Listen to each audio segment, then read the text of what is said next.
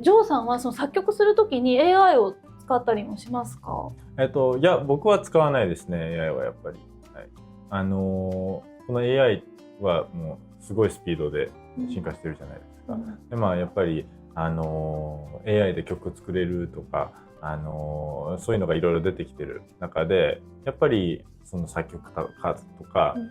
パフォーマーとか、みんなまあちょっと AI っていうのは怖いと思うんですよね。やっぱり自分よりうまいことできるんじゃないかとか思ったりするんですけど、いや僕はやっぱりどうしてもその感情って人間しか感じられないものだと思ってい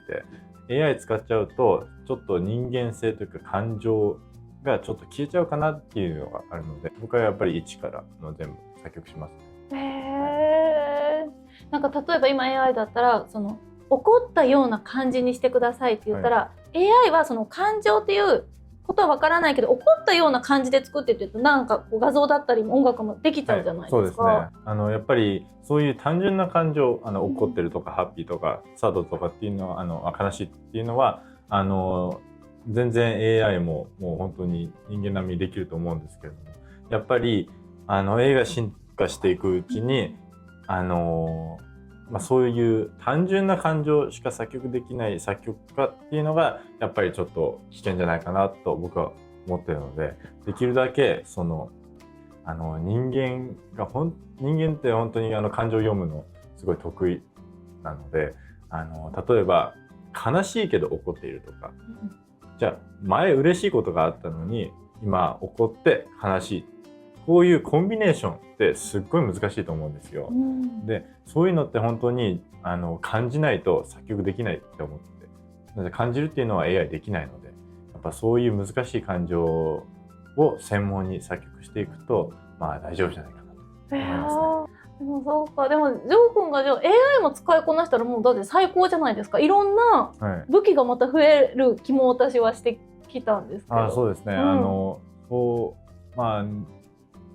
最初始めた時は、AI とかで勉強できると思うんですけど、僕は逆に AI 使っちゃうと自分の個性が消えちゃうと思うんですよ。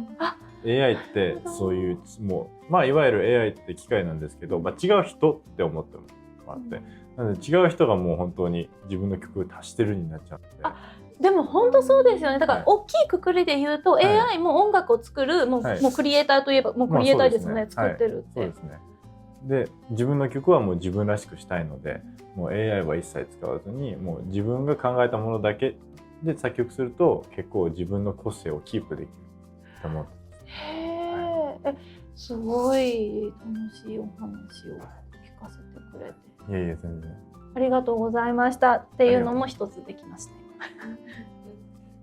今の音楽理論とか、ポップって言ったら、あれは全部ウェスタンミュージックって言ってヨーロッパ出身の曲になるんですよね。でヨーロッパが唯一ドレミファソラシドを使ってて、それはもうみんな知ってるけど、例えばアフリカとか行くとまずドレミファソラシドがないのと、そのピッチが高い音ってなんかすごい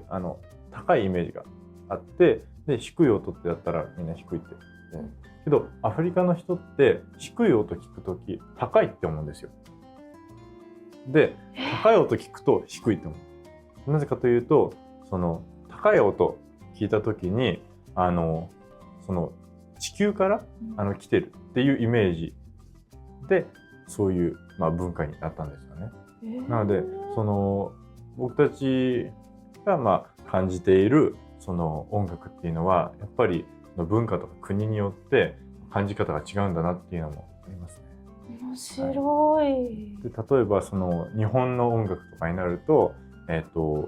そのメロディーとか歌詞ってすごいヨーロッパからなんですよ。けど日本の音楽って言ったら、もちろんその雰囲気だとか、例えばその川の音とか鳥の音とかで、そういうのを表現してる。それってヨーロッパから出身のウェスタンミュージックと本当に違うので、そういう違いが本当に面白いですね。今日ちょっとジョー君にお話聞いていて、なんか今日ちょっとジョーさんにお話を聞いていてすごくなんかこう新しいこう角度からの情報をもらえて嬉しいよかったです。音楽勉強したい。あ、よかったです。本日は出島丈さんを迎えてお話を聞いてまいりました。ありがとうございます。ありがとうございましありがとうございまた。した。はい